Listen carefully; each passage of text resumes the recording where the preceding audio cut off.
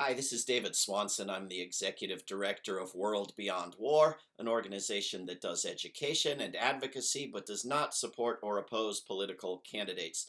So, why would we work with all of these other great groups and individuals to put up a billboard near a Democratic National Convention? A billboard that says 3% of U.S. military spending could end starvation on Earth. Because almost nobody knows that fact or the whole package of facts implied by it, and because almost nobody acts on it. The US government spends some $1.25 trillion a year on militarism across numerous departments and agencies, not just the 750 billion that you hear about going to the Pentagon. Recently, Congress voted overwhelmingly in both houses against moving just 10% of that $740 billion Pentagon budget, or $74 billion, to human needs. The 3% figure on the billboard is based on rounding the military budget of $1.25 trillion down to $1 trillion, both to be grotesquely conservative and to make the math super easy.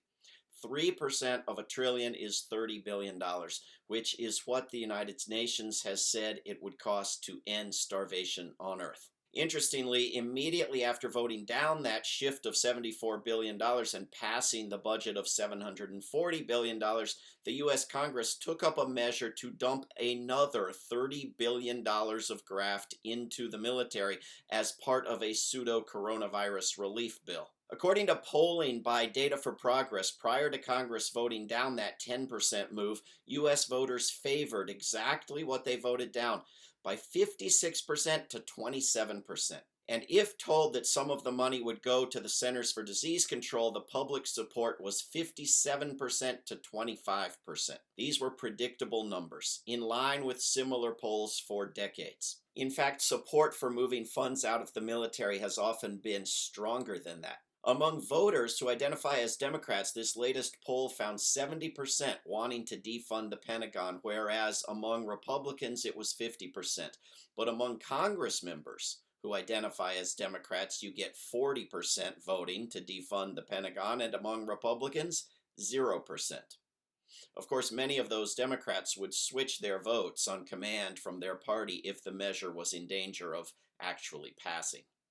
But that 40% gives people the impression that the two parties are different, even though the outcome is always the same. Even though the majority of what Congress does, which is militarism, it does with bipartisan harmony and the total absence of gridlock. Unless, in obedience to the corporate media, you're obsessed with renaming bases or whatever the designated distraction is this time. If the opposite of pro is con, what's the opposite of progress? Clearly, this Congress would vote down a proposal to move $30 billion to ending starvation on Earth, even though doing so would reduce hostility toward the United States while militarism increases it. But Congress doesn't want to vote on such a proposal and would vote this billboard down if it could.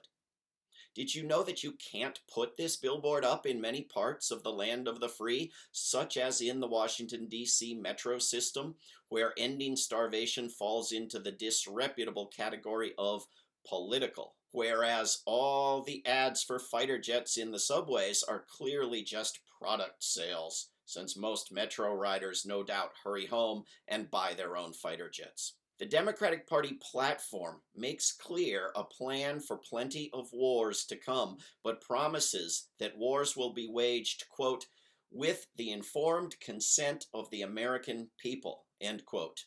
Of course, this is a blatant accidental misstatement of the truth, or what the uncouth would call a lie. Franklin Roosevelt blocked the Ludlow Amendment over 80 years ago, and Congress is not about to let us vote on war or peace.